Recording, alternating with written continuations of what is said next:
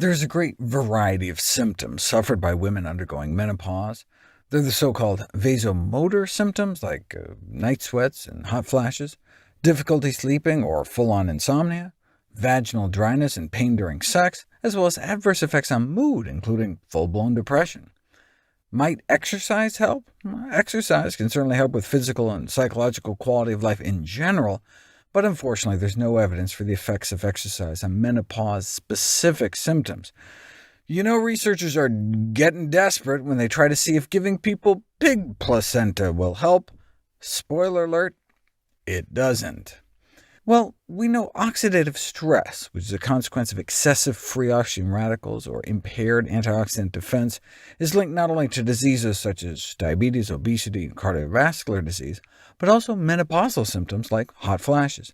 Low free oxygen radical defense is associated with more menopausal symptoms, just like having a diet with more antioxidants is associated with fewer menopausal symptoms. In fact, a high intake of fruits and vegetables may delay the onset of menopause in the first place, thought to be because the presence of antioxidants in fruits and vegetables may counteract the adverse effects of free radicals and the number and functional eggs you still have in your ovaries, whereas the reason high meat consumption has been related to degenerative diseases may not just be the saturated fat and cholesterol, but the pro-oxidation products generated during their production, storage, digestion, and the metabolism of meat.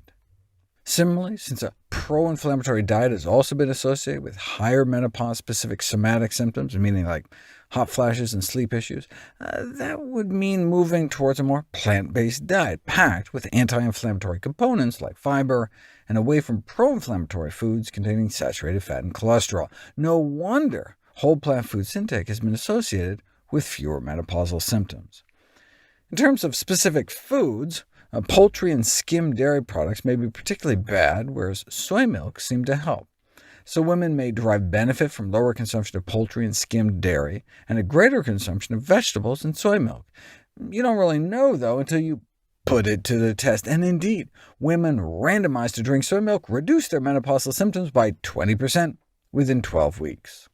No wonder that those eating strictly plant-based diets report less bothersome menopausal symptoms.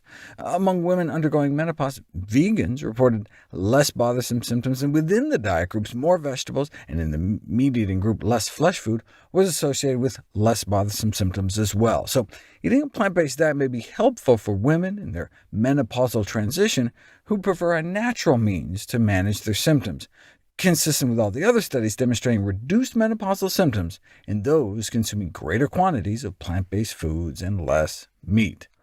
But again, maybe there are other reasons healthier eaters have fewer symptoms. You can't prove cause and effect until, you guessed it, an interventional trial to see if changing your diet actually reduces symptoms.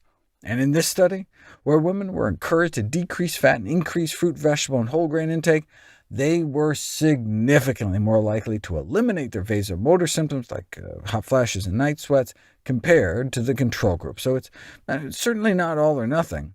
And within a plant-based diet, those randomized to a meat-free diet with daily flaxseed oil, walnuts, and almonds did better than those randomized to the same diet, but with daily extra virgin olive oil. After 16 weeks, the vegetarian diet that was rich in omega-3s did better, reducing vasomotor symptom frequency. In fact, even just 2 teaspoons worth of ground flax seeds a day alone can significantly decrease menopausal symptoms to about the same extent as hormone replacement therapy, but without the side effects.